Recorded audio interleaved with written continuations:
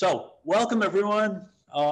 So, we're going to be talking about Wolf Kahn and Emily Mason, two really spectacular colorists.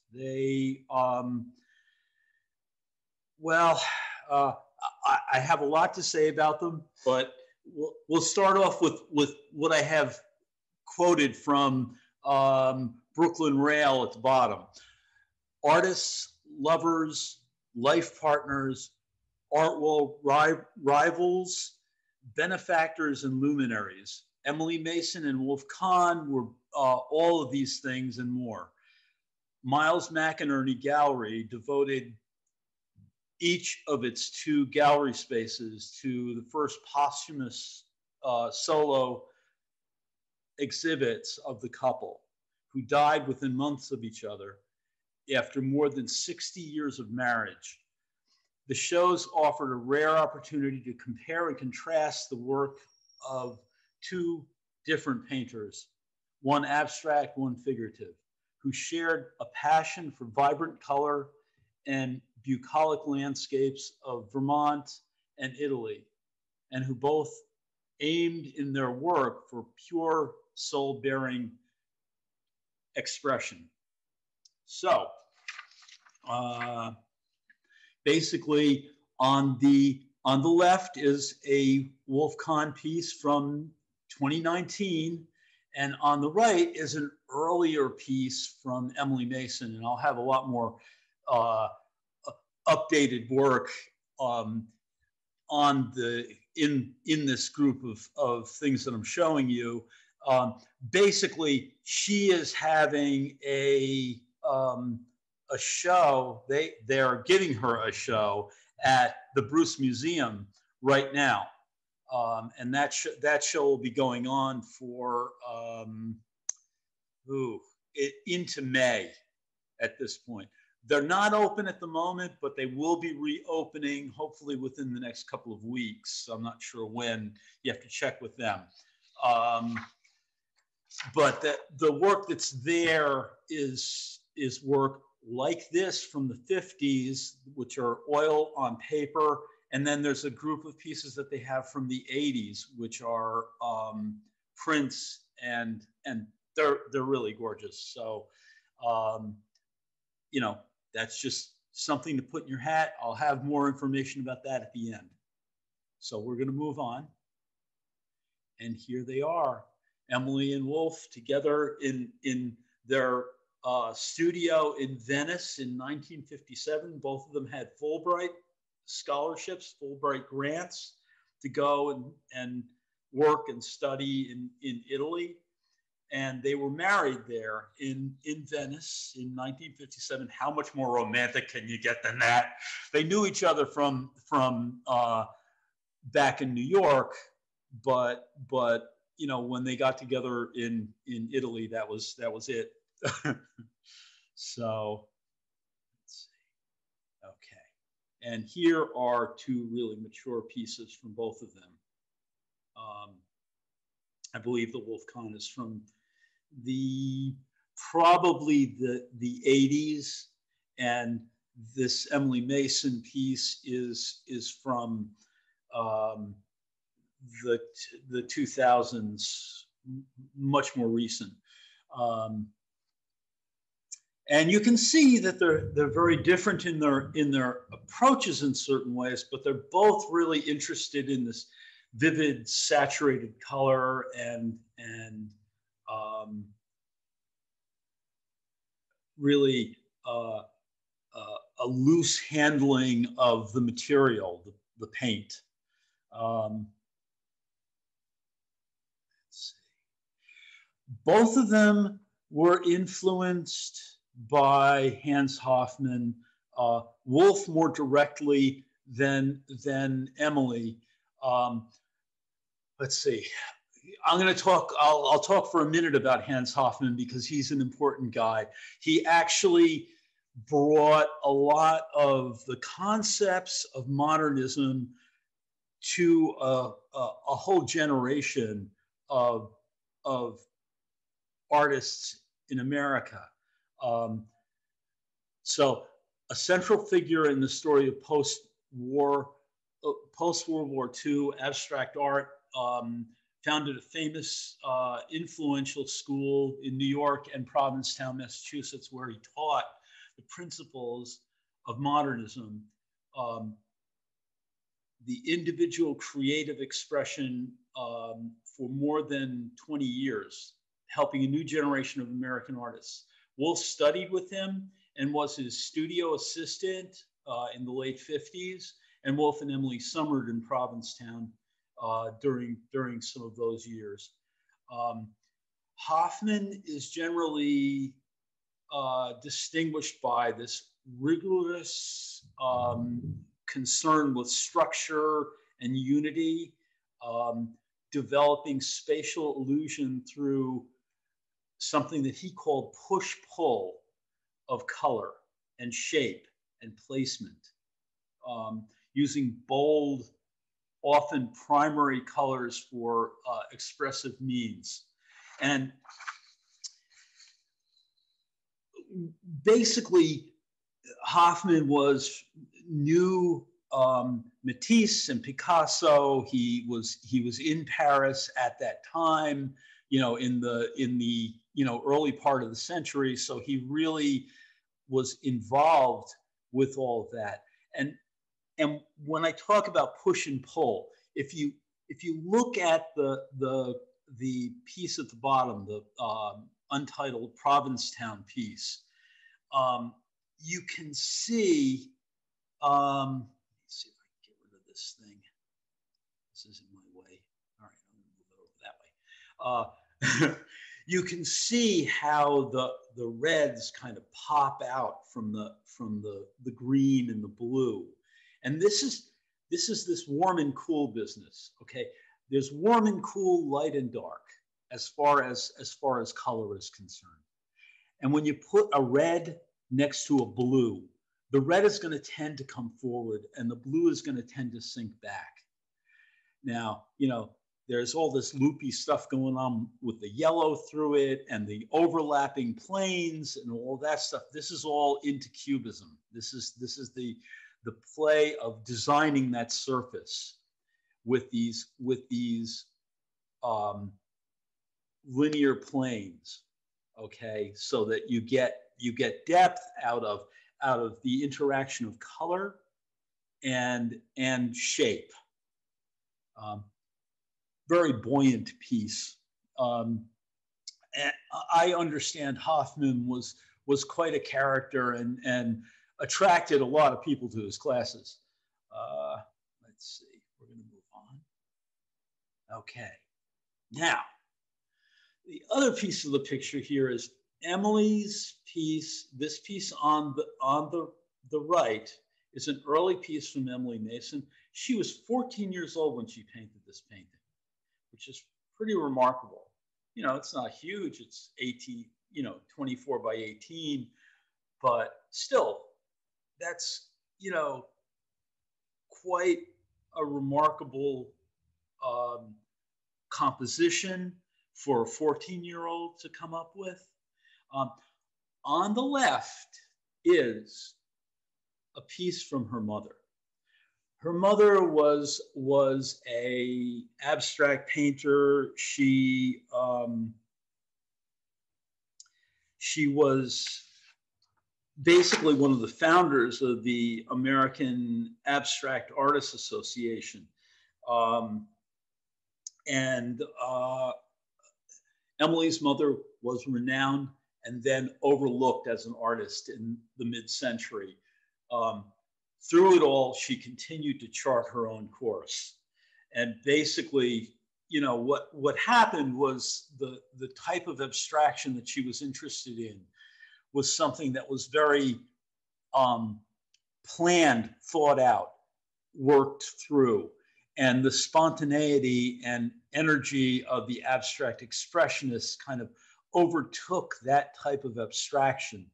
So her mother continued to paint and was very well respected, but was kind of, well, how shall I say this?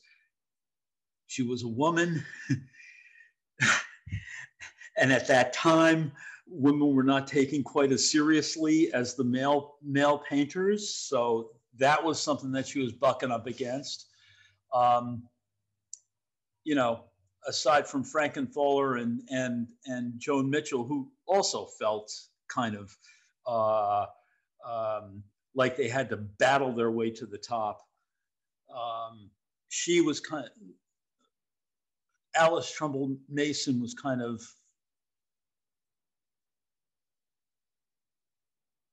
suppressed, shall I say. Okay.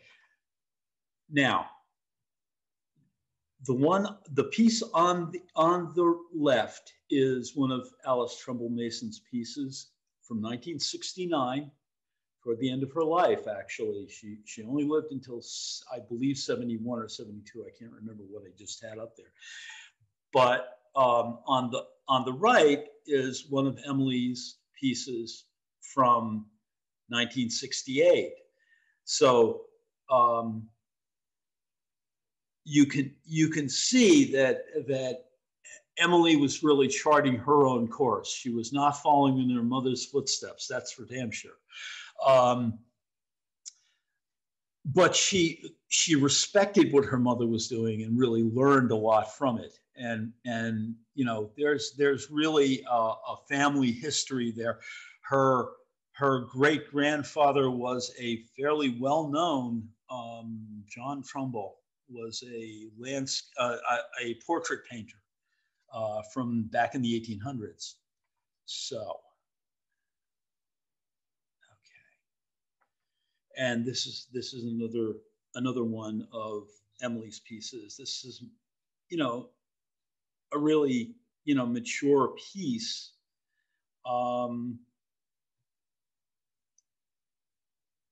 It's kind of abstract expressionism without the angst.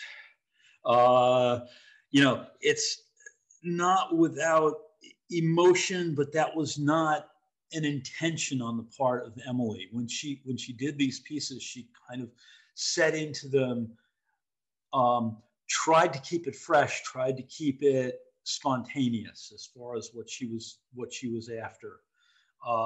She didn't come in pre-planned like her mother. Her mother would plot out those compositions, and Emily would set up parameters of color that she was going to work with by, you know, setting up these jars full of a particular color that she was going to use, or a group of colors that she was going to use. But the amounts of those and how she was going to apply them and all of that was really kind of out there and open. And as you can see, there's pores and there's blots and there's brushed on paint. And there's all these layers of things, and there's transparencies that are happening. This is something that is the vocabulary that Emily developed throughout her career, her very long career. Okay, and this is another one, Sugarbush. These pieces, one of the reasons I'm focusing on these are from the 60s.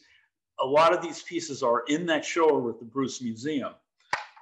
So you can actually get to see some of this work. Let's see if I can move this thing over some more for myself. Yeah, okay. So let's see.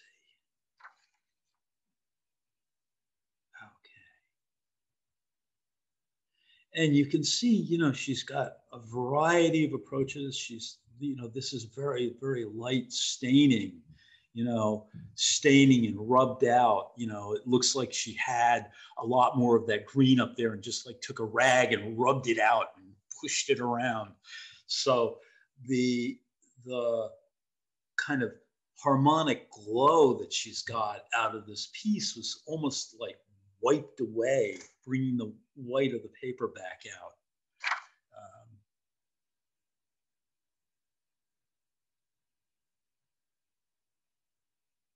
And again,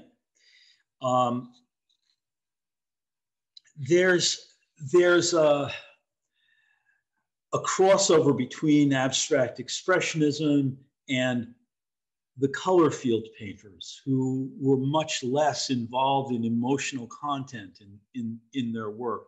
So Emily kind of crosses into that territory. She goes from having, you know, come up with the ABX stuff with Hans Hoffman and being around. I mean, she's old enough to have gone to the Cedar Bar and hung out with de Kooning and Pollock, but young enough so that didn't take over. There's a lyricism to her work. There's a lightness to it. You know, this one reminds me a lot, though I know that Emily would have hated me for saying this. There's a lot in this that reminds me of some of Frankenthaler's pores and that kind of translucence that happens in this piece and the transparencies. Emily always stuck with her guns with the oil paint, though, where Frankenthaler switched over to acrylic. And you know, it's according to your personal taste and all that. But you know, the play between pores and brushing, you know, using the paintbrush and things like that, that all comes into play.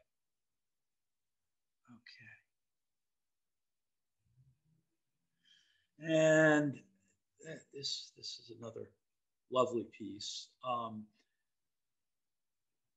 One of the things that she also paid a lot of attention to was the edges. You know, you notice that dark line on the left-hand side that keeps you kind of in the piece, in the painting. And there's these diagonals that are going on across the thing. There's also the edge on the bottom where there's that little sliver of triangle of orange down there, which kind of goes underneath that big area of ultramarine blue and shows through it as sort of a violet underneath there. Interesting choices, a lot of stuff going on. They also seem like they're, you know, done in one shot, but a lot of these things had to have been allowed to dry before she could go on to the next layer. So sometimes these pieces would be painted one day and then come back to the next day so that she could add the layers.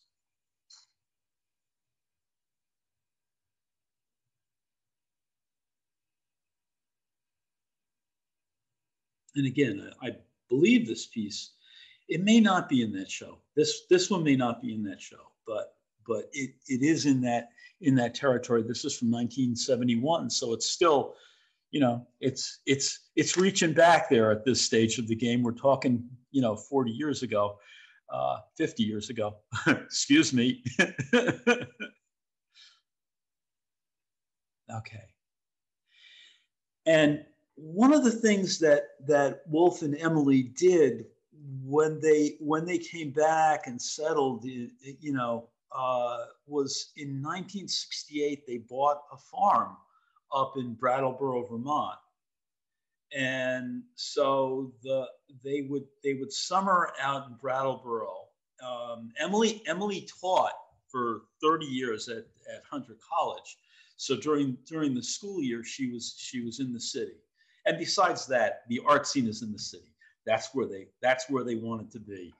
But both of them had their studios out in Vermont, and they would work out there. So the natural elements, the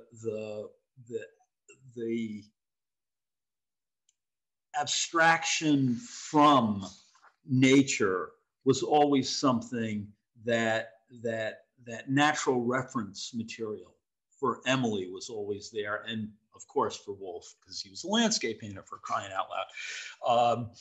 But you know, that whole business of a lot of her paintings during the summer were really the time when she could concentrate most fully on her work and paint full time for that set of months.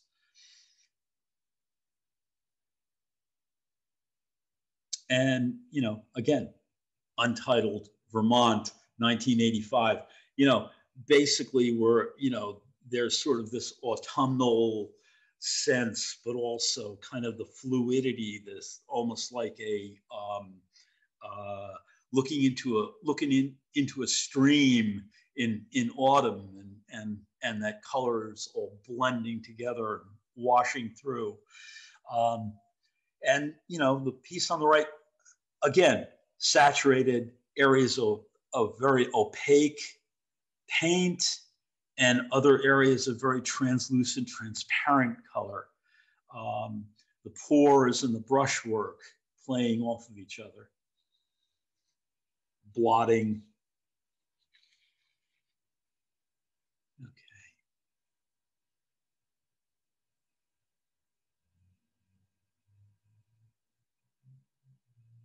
And here you can see really clearly the play of the transparent washes underneath, and then these kind of opaque brush areas that are coming over the top of it.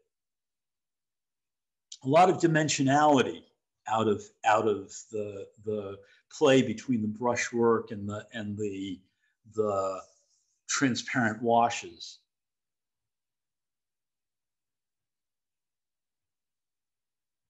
And here's Emily herself at work, blotting away. And this is how she would set her stuff up. She'd set up a palette with these liquefied paints, and set up the parameters that she was going to work inside of for a painting, and then go at it.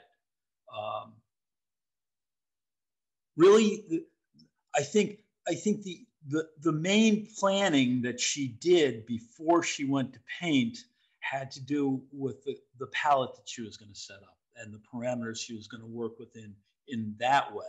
What the mark making was going to be like, how the paint was going to go on, all of that was left to the actual practice of putting the paint on.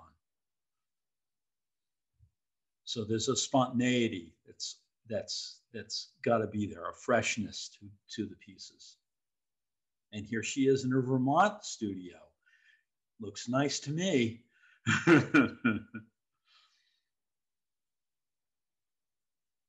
Okay. And this is an interesting piece because you can start to see the directionality, the tilts. You can see the pores that took place, and you can see that she changed directions on how the paint was pouring through and how much paint she was leaving on there, and how that puddled.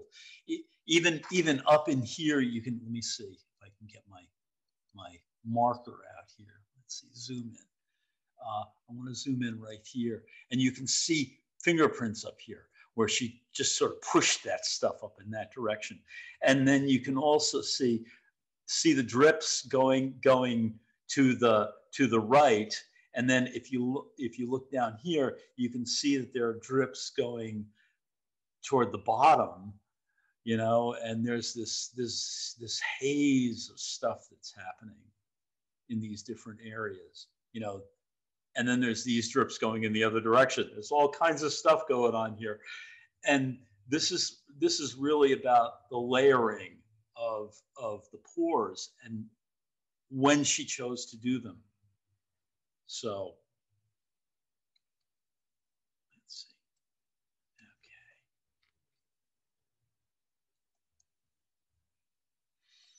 Okay. Larry? Yes. There's a question. There's also 2 comments later, but sure. Please explain pore control. Pore control. Well, basically, what she would do is pour on the paint, liquefy the paint and pour it on with solvent in it. She would put in turpentine in with the paint, and she would pour it on from one of those cups that we saw before, and by tilting the canvas in a particular direction, the paint would pour in that direction. Okay, so she could control the directionality of the pores, and then she'd let it dry and then do other pores on top of that.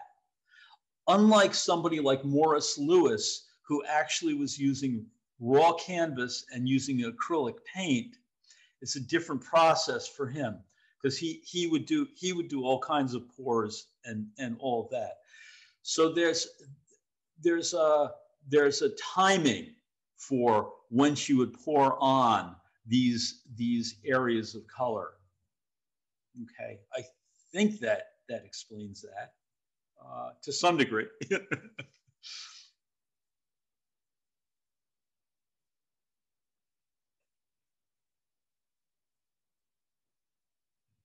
And this is that luscious piece that I had shown you early on next to the wolf. And you can see how, you know, there are areas that are kind of rag. You can see the rag pushing the stuff around, and other areas where you can see it had been brushed on. It was fairly opaque, like this yellow over here on the left-hand side. When it's in towards the middle, you can see how opaque that is and how it kind of blends off into this gradient, this white. So that was really kind of brushed on there, and other areas are kind of ragged on, and in this case, more than poured on this one. You know, some of them are porous, some of them are not. It depends on, you know, what was striking Emily at the time. It's a fairly big piece. This is 52 by 72. Okay, and here is her show from Miles McInerney Gallery. And you can see several of the pieces that I've shown you in the slideshow up on the wall here. This show just came down, unfortunately. It was on until the middle of February.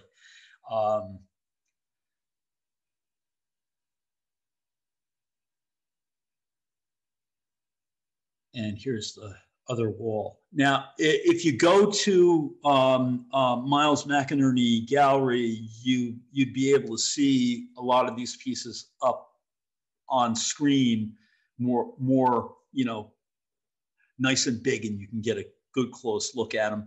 I'm sure that if you went into the gallery too and asked to see a few of Emily's pieces, you'd be able to get to do that. But like I said, we do have the advantage of being able to see some of her work over at the Bruce Museum.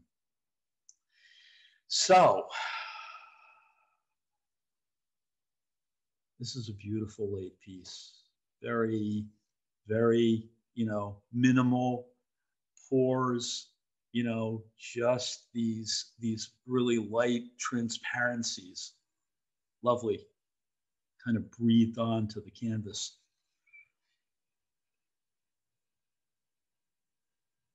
Okay, and we're going to move on to Wolf.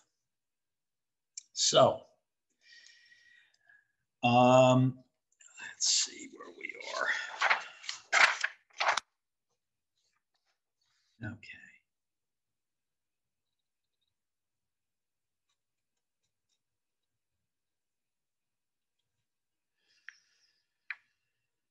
So, okay. Larry, I have a question. Go ahead. Do you know how much his paintings go for? Her paintings go for? Her paintings, they vary from for the prints, they're you know, modestly priced, comparatively speaking, a couple of $1,000s. The oils are pushing, according to the scale of them, between 60 and 150,000. Most of her work, she's worked with a few good galleries. There's a gallery out in New Mexico that she's worked with for years, and the gallery in New York. So she's a lot of her work was placed, though she has a lot of work in the studio that was in that's still in the racks from the 80s and stuff like that. But the newer stuff, a lot of it has sold. She's sold very well. So yeah, that's what I know. But you can call her gallery in New York, and they'll be more than happy to tell you the prices. So okay, Wolf. These are early pieces. The one on the right, as you can see, was from 1954, and this was when Wolf was studying with Hans Hoffman. You can see the kind of vibrant German expressionist influences on his work at that time. The one on the left is from the mid 50s. I can't remember what it's called. It has a lot of affinities with Joan Mitchell and let's not forget Monet. But it's really this business of color field and brushwork and atmospheric quality. Very different from his mature style, but really, he was a good painter. And so these are more of the mature pieces. Like I said, in '68 they bought the farm up in Vermont, and he was obsessed with the barns for a good 10, 15 year period where he was painting a lot of barns. But one of the things that I want to say with this is he took the concepts that he learned from Hans Hoffman and applied them to this representational work. So they are really abstract shapes playing off of each other. It's vigorous brushwork that these kind of geometric shapes playing off the more organic foliage, the kind of natural form of trees and foliage and grass and meadows and things like that, playing off the geometric form of the barn or the building. That was something that he played around with quite a lot for that period of time. And that's actually when I first saw his work, was in the early 70s. And, was very impressed.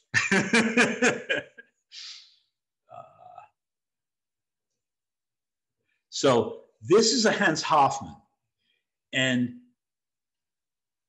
why I wanted to bring this out now was just for you to see these kind of the play between these geometric forms and the less defined kind of shapes around it, and the play between the red and the green and the business of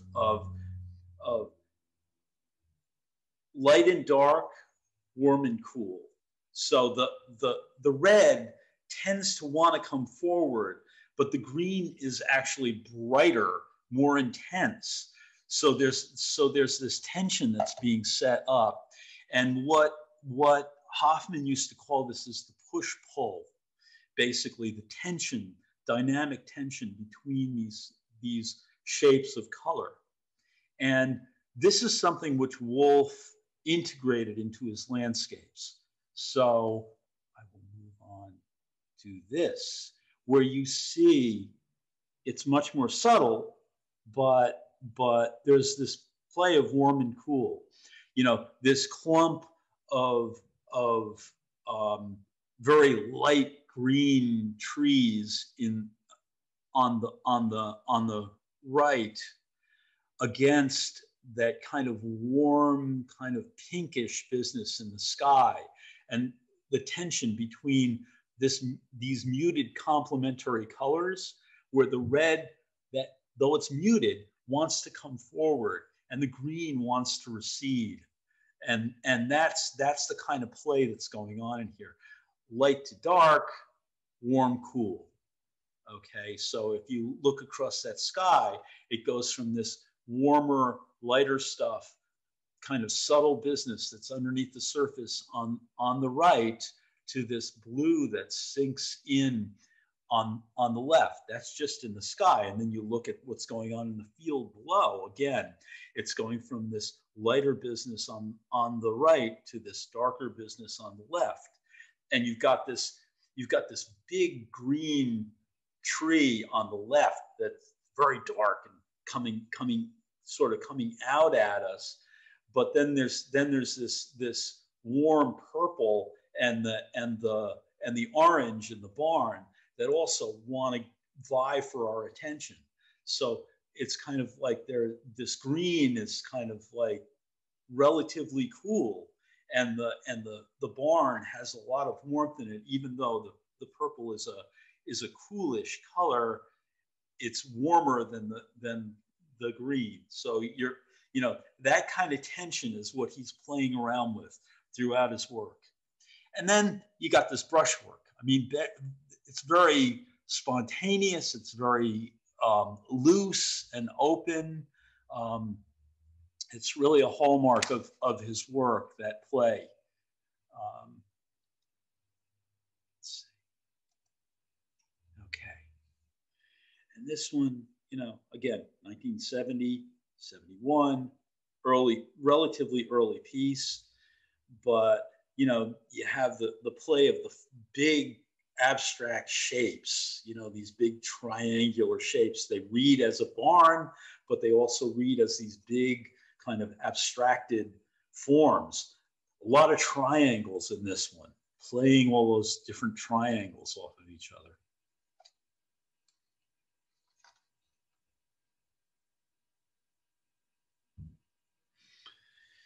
So Wolf, spent a lot of time with these barns. It's kind of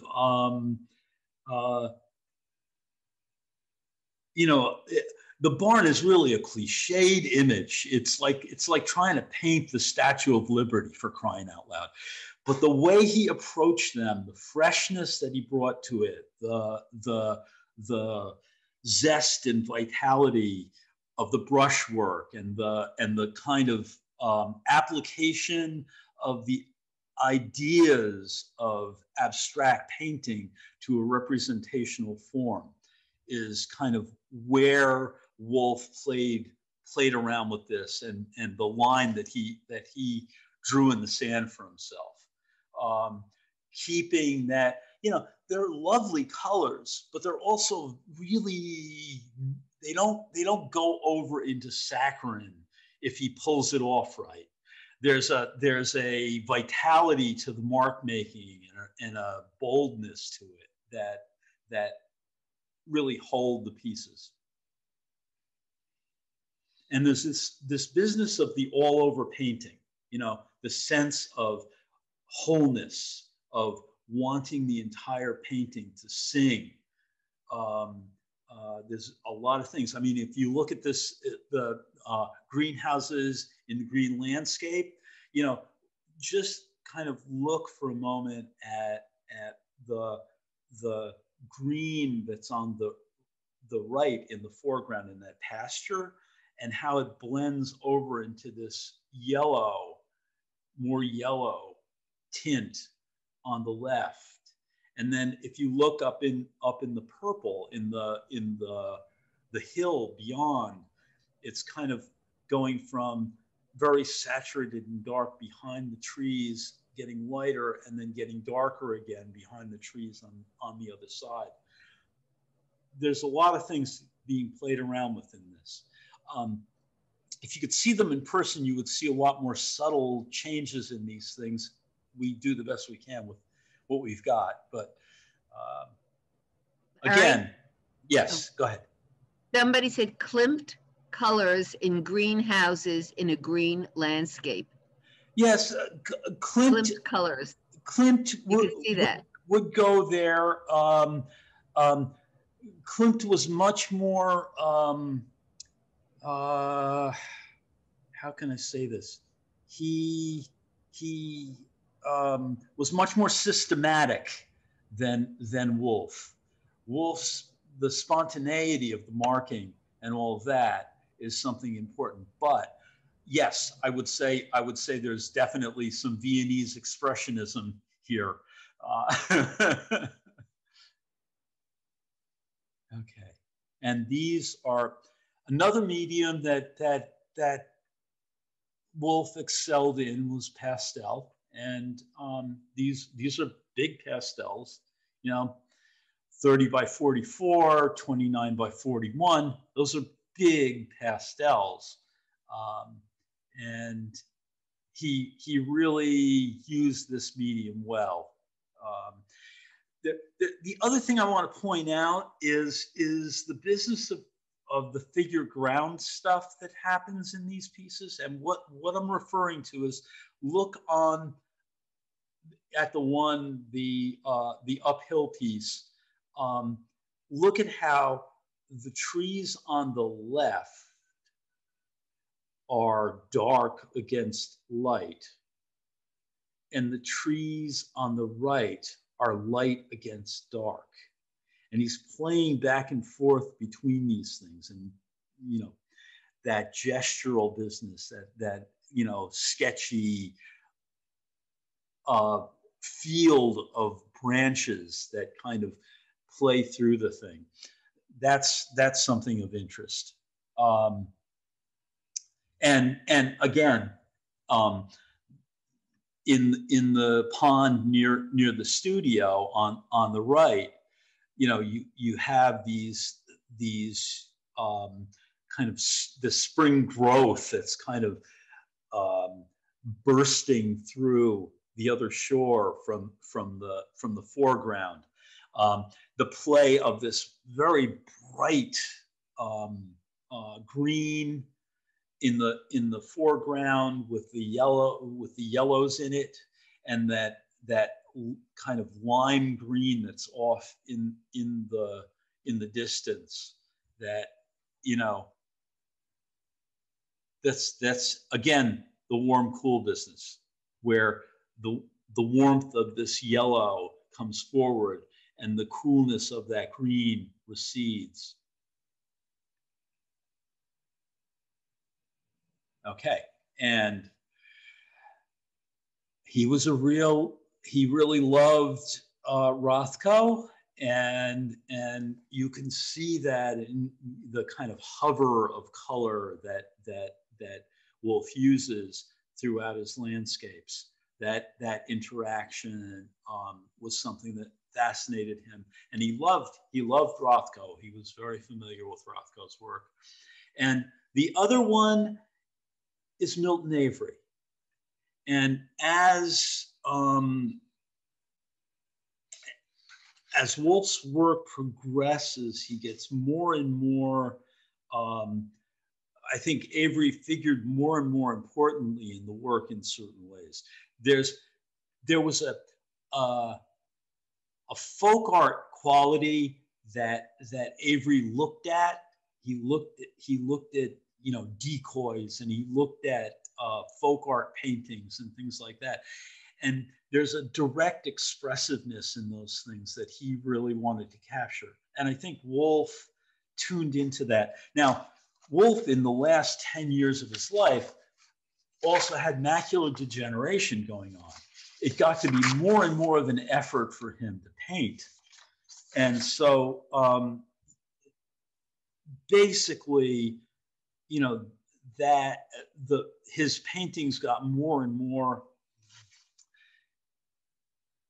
simplified but expressive. And this is 95, so that was before he started to really, these are both before he started to really, the macular degeneration started to kick in. But I'll show you some more in a minute of things that exemplify that. But I wanted to show you these kind of really glorious, mysterious pieces, where there's this the way those green trees kind of merge with that background and kind of mysteriously hover in and out of the darkness. You know, look at the tonal change from the left to the right, where that green subtly changes in those trees to darker on the right.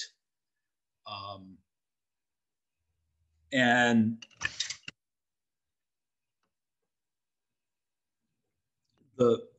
again, I wish we could see the marking in here because there's a lot. Maybe I can pull it up a little bit with my zoom in and show you a little bit more closely what's going on in there, so you can see how the mark making is working in that background against these trees.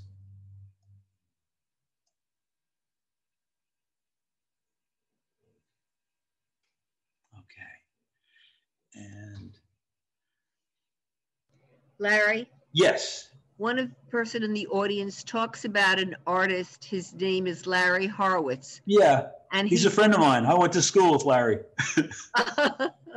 Well, this person, he has some of his paintings, and he's a Westchester artist. Yep, he is. And he said to check out, to the audience, check out some of his works. Oh yeah. He was inspired by Kahn. So well, he actually was one of Wolf Kahn's studio assistants for about 4 or 5 years.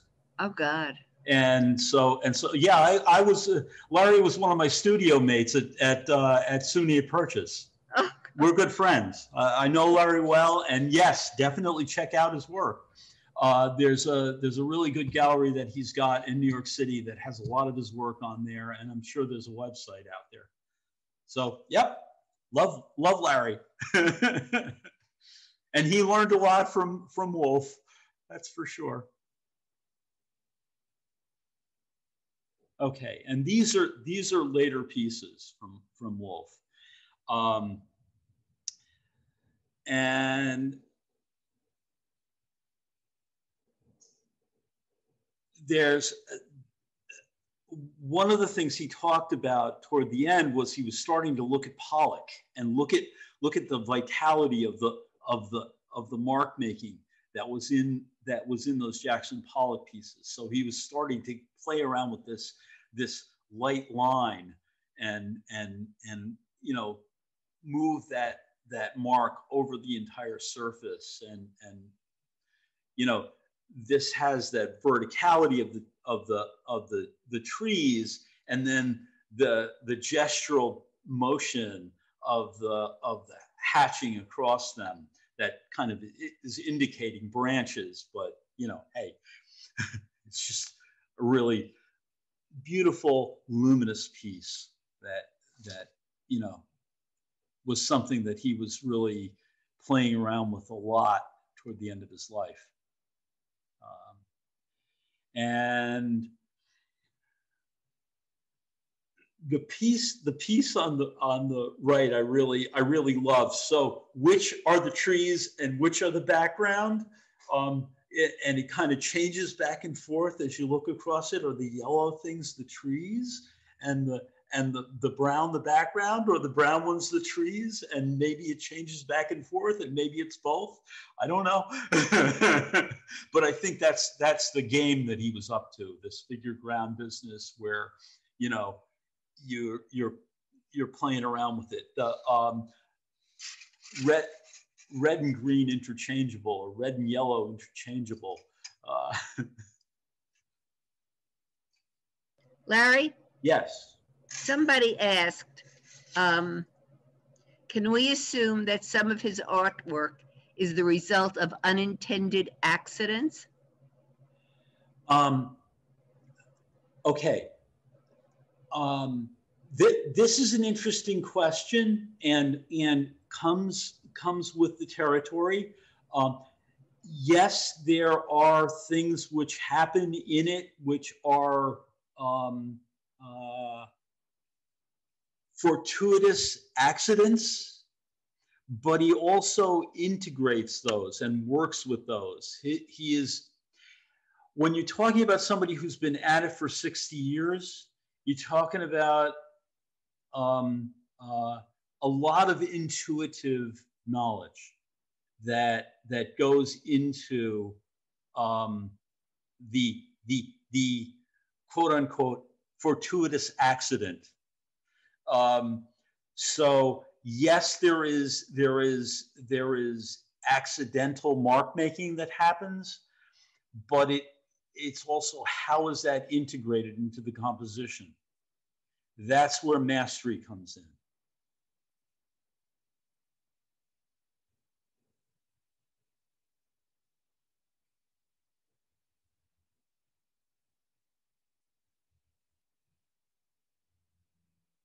Very buoyant.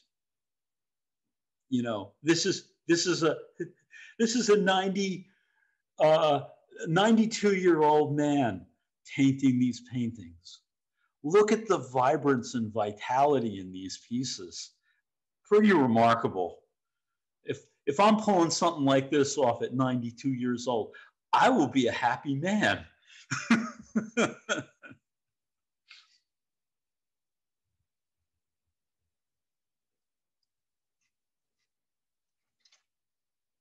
Oh, there he is.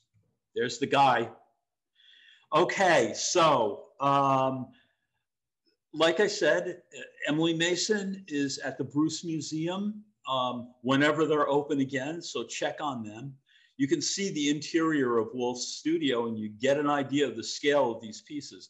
They are substantial pieces. He did pieces that were up to, 10 feet wide at some certain periods in his life.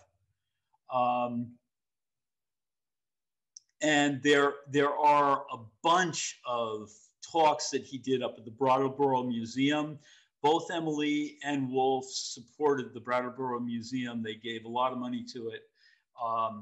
And he did a number of talks, like I think he did like one a year. So you can find those on YouTube. And there's a wonderful Vimeo that I've got the link to on here that is of Emily Mason painting. So that about does it for now, unless you have some more questions, which I'd really love to hear. I just love the work. I love his later work, for sure. Yes.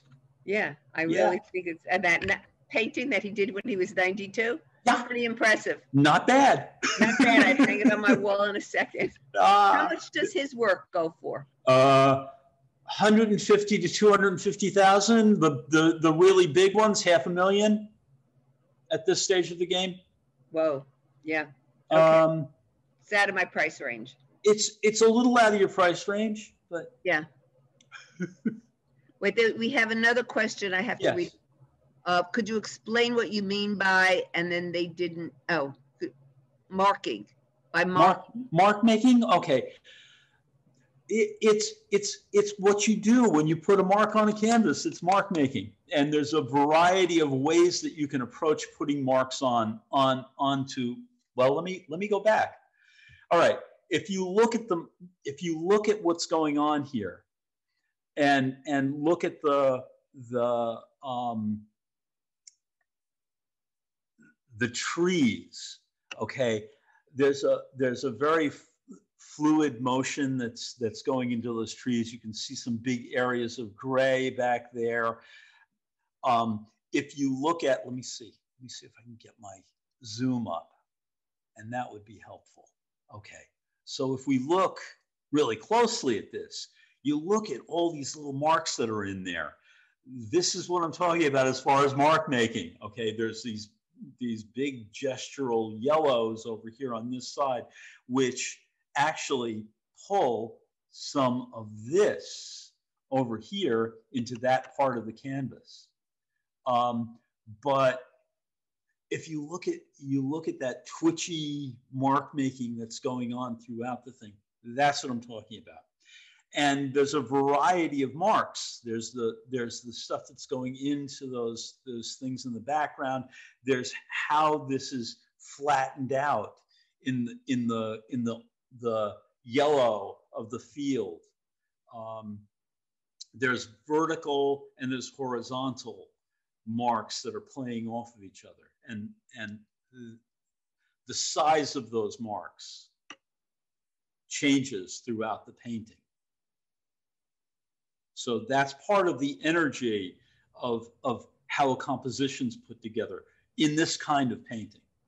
And even over here, you can see that basically, there's this flatness to the layer in the foreground, this kind of pinkish cloud that's over the foreground, and then there's a flattening to this yellow that's behind here, and then he brings these marks over the top of that with these blooming trees, with the blossoming trees.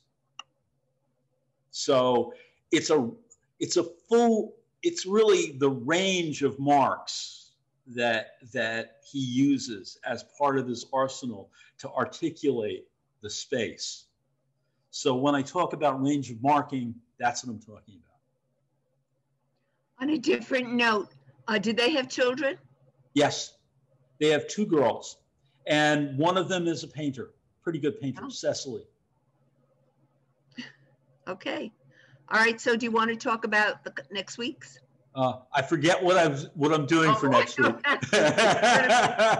I've been so obsessed with Wolf and Emily that I forget what I'm doing next week. Okay.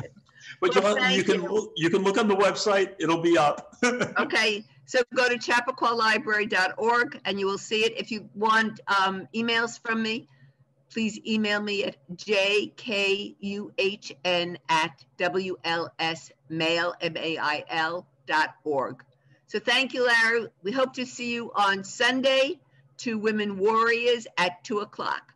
So have a good weekend, everyone. Bye.